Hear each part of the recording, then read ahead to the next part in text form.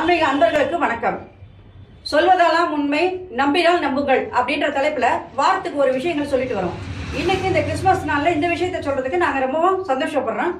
முக்கியமா 2-3 வருஷமா நாங்கள் பல விஷயங்களை இந்த கிறிஸ்துமஸ் டே நாங்கள் ஏன் கொண்டாடுறோம், எதனால இந்த கிறிஸ்துமஸ் டே இந்த நாளில் நாங்கள் கொண்டாடுறதுக்கு காரணம் என்ன, இந்த பாபா கோயிலை கொண்டாடுவதற்கு காரணம் என்ன அப்படிங்கிறதெல்லாம் பற்றி விளக்கங்களை நான் 2-3 வருஷமா சொல்லிட்டு வந்திருக்கேன். நீங்களும் அந்த யூடியூப்ல முதல்ல எடுத்து பார்த்தீங்கன்னா கண்டிப்பாக அந்த விஷயங்கள் உங்களுக்கு தெரிவதற்கான வாய்ப்புகளை ஏற்படுத்தும். இப்போ லேட்டஸ்டா கிடைச்ச ஒரு படம் இது. இங்க பாருங்க, இந்த படத்துல ஏஞ்சல் தெரியுது. ஏஞ்சல் சாமியை வணங்குது. இதை நீங்க நம்புறதும் நம்பாத போகிறதும் இதெல்லாம் உங்களுடைய விருப்பத்தை பொறுத்தது.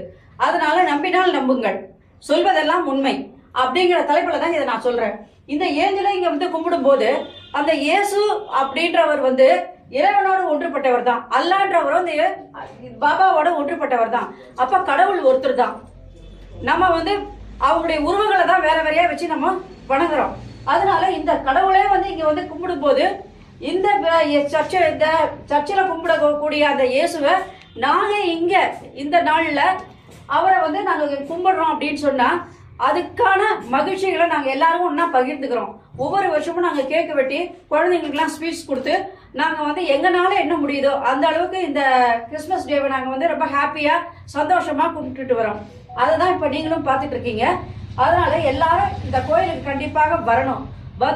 இந்த பாபாவை நீங்க எனக்கு கடவுள் ஒருத்தர் அப்படின்னு சொல்லும் போது இந்த சாட்சாங்கமா இங்க உயிரோட இவர் இருக்காரு அப்படின்றத நீங்க நம்பி நீங்க இந்த கோயிலுக்கு 9 நாள் அல்லது 9 வாரம் 9 சுத்து அல்லது 108 சுத்து உங்களுடைய விருப்பத்தை பொறுத்தது.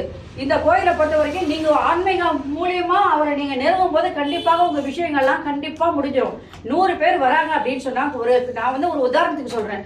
100 பேர் வராங்கன்னா 95 பேர் வேண்டியது எல்லாமே அவங்களுக்கு முடிஞ்சிருக்கு. காரணம் என்னன்னு கேட்டீங்கன்னா கடவுளோட அவங்க ஒன்றுபட்டது தான். ஆனா அந்த 5 பேருக்கு முடியல. ஏன் காரணம் அப்படின்னு சொன்னா அது போன ஜென்மத்தினுடைய பாவங்களை நாம இந்த ஜென்மத்துல தீர்த்துக்கிட்டு இருக்கோம். அதனுடைய பலாபலன்களை இறைவன் எப்ப கொடுக்கணும்னு நினைக்கிறாரோ அந்த நேரத்துல அவங்களுக்கு நிச்சயமாக அந்த காரியத்தை முடிச்சு கொடுப்பாரு அப்படின்றதுதான் உண்மையான வாக்கு. இப்ப நாங்க எல்லாருமே ஒன்னா சேர்ந்துதான் இந்த கிறிஸ்துமஸ் டே செலிப்ரேட் பண்ண போறோம். நீங்க எல்லாரும் இதை பார்க்கும் போது நீங்களும் எங்களோட கலந்துகிட்ட பலன் உங்களுக்கு கண்டிப்பா கிடைக்கும்.